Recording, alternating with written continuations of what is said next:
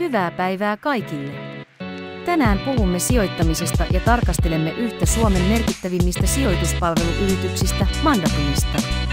Puhutaanpa hieman Mandatumin historiasta ja miksi se voi olla houkutteleva osake ostaa. Muistakaa laittaa video tilaukseen ja antakaa peukkua. Mandatum on suomalainen sijoituspalveluyritys, joka tarjoaa laajan valikoiman sijoitus- ja varainhoitopalveluita yksityishenkilöille, yrityksille ja instituutioille. Mandatum on osa suomalaisen finanssimarkkinan kehitystä ja sen juuret ulottuvat lähes 150 vuoden taakse henkivakuutusyhtiö Kalevan perustamiseen vuonna 1874.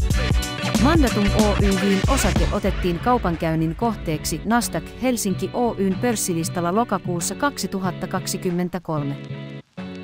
Konserniin kuuluu 2 liiketoiminta-aluetta, henkivakuutus ja varainhoito, Life ja Asset Management. Mandatumilla on vankka asema suomalaisilla markkinoilla ja se tunnetaan laadukkaista ja innovatiivisista sijoituspalveluistaan.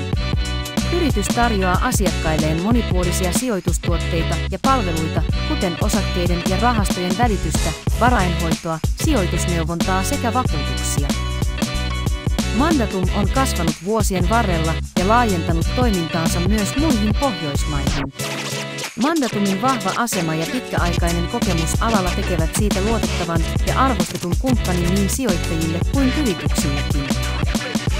Miksi sitten harkita Mandatumin osakkeen ostamista? Ensinnäkin Mandatumilla on vahva asema suomalaisilla markkinoilla ja hyvät kasvunäkymät tulevaisuudessa.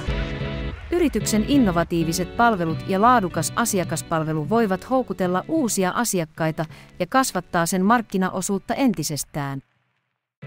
Toiseksi Mandatumilla on vahva taloudellinen asema ja hyvä kannattavuus, mikä antaa sille vankan perustan jatkaa kasvuaan ja kehitystään tulevaisuudessa.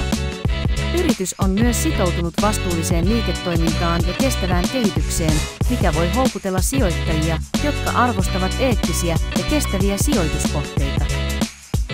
Kaiken kaikkiaan Mandatum voi olla houkutteleva osake ostaa monille sijoittajille sen vankan aseman, hyvien kasvunäkymien ja vastuullisen liiketoiminnan perusteella.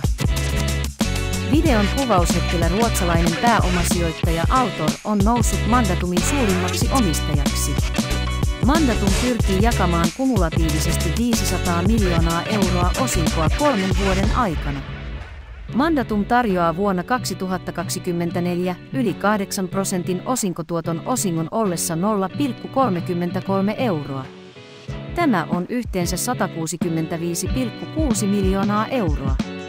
Mandatumin osakkeelle annamme arvosanaksi 5/5 ja vahvan ostosuosituksen.